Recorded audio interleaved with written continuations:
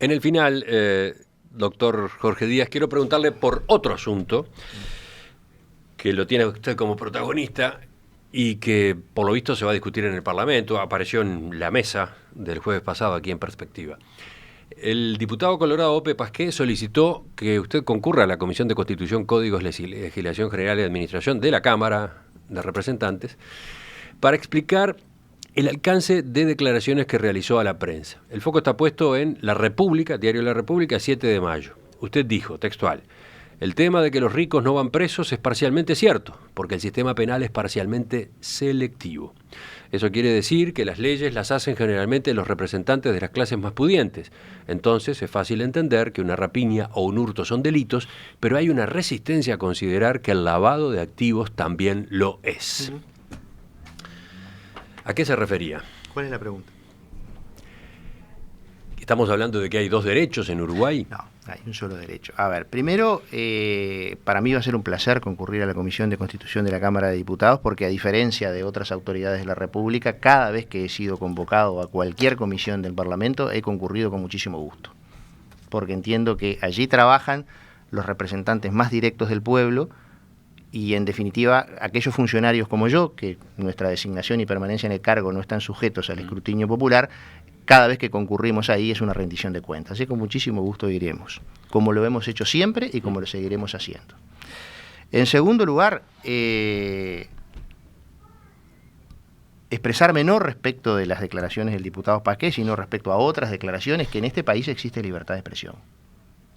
Y la libertad de expresión no es solo para los periodistas. La libertad de expresión es un derecho humano inalienable que nada ni nadie puede restringir.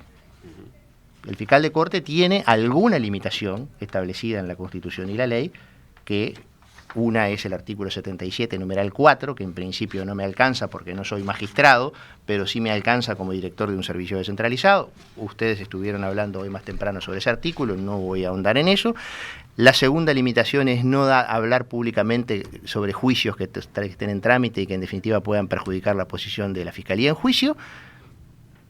Y esas son las limitaciones que tiene el fiscal. Yo, en mis declaraciones públicas, me he ajustado absolutamente siempre a lo que establece la Constitución y la ley, y he ejercido, y reclamo ejercer, el derecho a la libertad de expresión.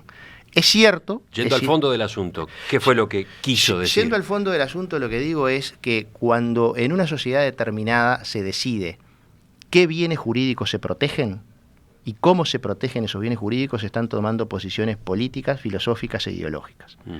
En el Uruguay de hoy nosotros tenemos protegida la vida, la integridad física, la propiedad, pero por ejemplo no tenemos protegido el medio ambiente. Y hay acciones de los individuos que ocasionan daños gravísimos al medio ambiente y que generan mucho más daño que un hurto, por ejemplo, o una rapiña, y sin embargo no son delitos. Esa es una definición política. Se me podrá decir, bueno, esto es un tema nuevo. Bueno, no es tan nuevo. En el Parlamento hubo proyectos de ley presentados por el diputado Penades, por el diputado Pita, por el diputado Amarilla y ahora por el Poder Ejecutivo. Y sin embargo, el medio ambiente sigue siendo un bien jurídico que no merece tutela penal. En segundo lugar, dentro de los bienes que se decide proteger, ¿cómo se protegen? En el Uruguay de hoy, en nuestro derecho penal, hay una sobreprotección del derecho de propiedad, incluso sobre la vida y la integridad física. Por ejemplo, la vida, el delito de homicidio, se castiga con una pena mínima de 20 meses. Una rapiña tiene una mínima de 4 años. El copamiento tiene una mínima de 8. El copamiento tiene una pena mínima más cerca del máximo del homicidio que del mínimo. Hay una sobreprotección del derecho de propiedad en comparación con los demás bienes jurídicos protegidos en el ordenamiento jurídico. Se me podrá decir, esto no es de esta legislatura, de la anterior, pero es así. Bueno, esa ha sido una de las respuestas. Usted está aludiendo en particular a lo que se ha legislado en los gobiernos del Frente Amplio. Yo estoy aludiendo de 1934 a la fecha, porque entre otras cosas la rapiña, la pena mínima, está establecido por la Ley de Seguridad del Estado del año 72. Pero déjeme decirle algo más. Dentro de los bienes jurídicos protegidos, porque hablamos de qué bienes se protegen y cuáles no, ahí hay una decisión. ¿A qué se debe? Segunda decisión, dentro de los bienes protegidos, hay bienes que se protegen más que otros. Ahí hay una decisión. ¿A qué se debe? Y tercero, cuando dentro del mismo bien jurídico protegido, como la propiedad, por ejemplo, que ya hablamos que estaba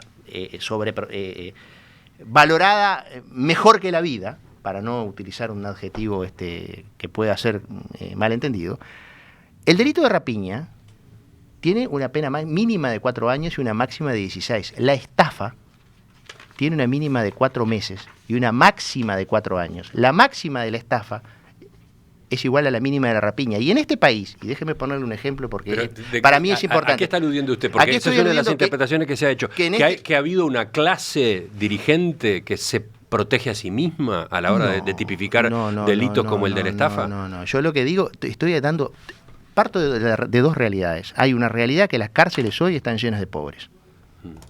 La enorme mayoría de la población carcelaria es pobre, joven y en muchos casos hasta inculta y analfabeta. Esa es una realidad. La segunda realidad, estoy describiendo cuál es nuestro Código Penal, qué es lo que dice nuestro Código Penal. Y le digo más, usted imagínese, ¿usted recuerda la estafa del Banco Comercial? Sí, claro. Bueno, Carlos y José Ron compraron el Banco Comercial con San Luis Financial, se llevaron del país entre el año 92, 93 y el 2002 casi $1.000 millones, casi $1.000 millones de la década del 90. Eso está documentado en una brillante pericia que hicieron los contadores Miguel Navajas y Júpiter Pérez. Y Carlos y José Ron no estuvieron un solo día presos. Los gerentes que participaron de la estafa, las penas que se les impuso, no llegaron a los 4 años.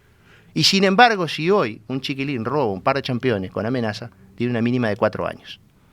A eso estoy aludiendo. Pero, ¿y usted atribuye un origen a esa diferenciación en materia de penas? Las leyes las hacen generalmente los representantes de las clases más pudientes. Eso está dicho textual por usted. Yo lo que digo es que yo soy un representante de las clases más pudientes.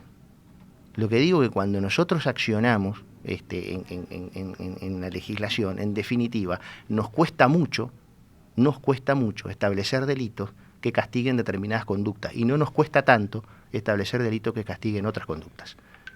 Es así. Por alguna razón no tenemos delitos ambientales, Emiliano.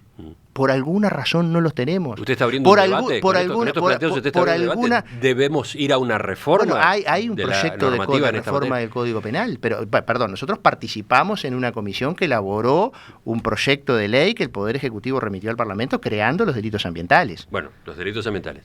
Segundo, el delito de lavado de activos, y usted lo sabe muy bien, si bien hoy es delito y está sancionado, generó una polvareda bárbara. Aún hoy, el año pasado, el entonces presidente de la Suprema Corte de Justicia, hoy ya retirado, el doctor Pérez Manrique, decía que él no justificaba la existencia del delito de lavado.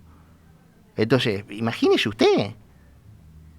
Y otro punto más, ¿cómo se castigan los delitos de corrupción?